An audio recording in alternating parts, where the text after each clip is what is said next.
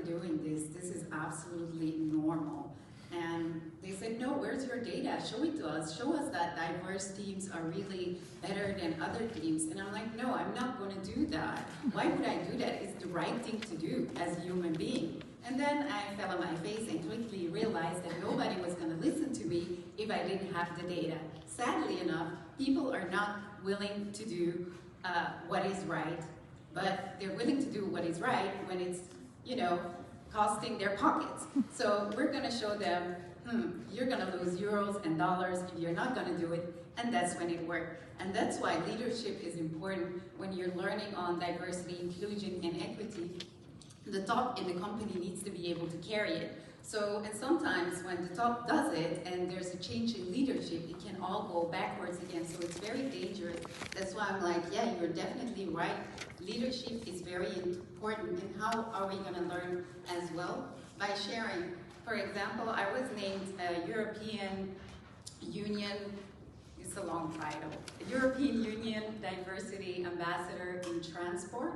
Why? Because I was working on diversity in aviation. So at one point we said, we're not going to reinvent the wheel here constantly and do new programs and come up with new ideas, and they don't work. So let's go and see what other sectors are doing and make it a full program for the transport sector, aviation, maritime sector. Let's put it all together and share our best practices.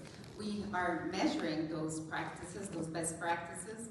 I believe Brigitte said it as well, you need to measure it, and then you can replicate it, and you can also go deeper into the details in the sense of why did this work and why did the other program not work. So it's really about sharing best practices, having leadership, measuring the data, replicating, and continuing. So diversity, inclusion, and equity also has to be viewed from an intersectional perspective. That is very important, I believe.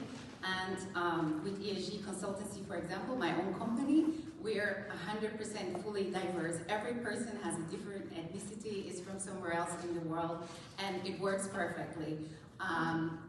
There's no issues for everybody. It's very normal, but that's not always the case. If the leader is not open-minded. Even in our company, we're 70% women. Many times they're as our clients are in mining and aviation, they're very surprised to see a 70% women team, but it is perfectly possible. It is perfectly possible, and one important thing I think as well that we have to add in the whole learning experience is to add accessibility. Accessibility needs to be part of diversity, inclusion, and equity. And I let you talk. You're perfectly right. It's about doing the right thing. And to a certain extent, the theme of DEI is questioning the social model that we want to foster for the future. That's my first reaction. My second reaction is actually we can look at the theme from two different angles.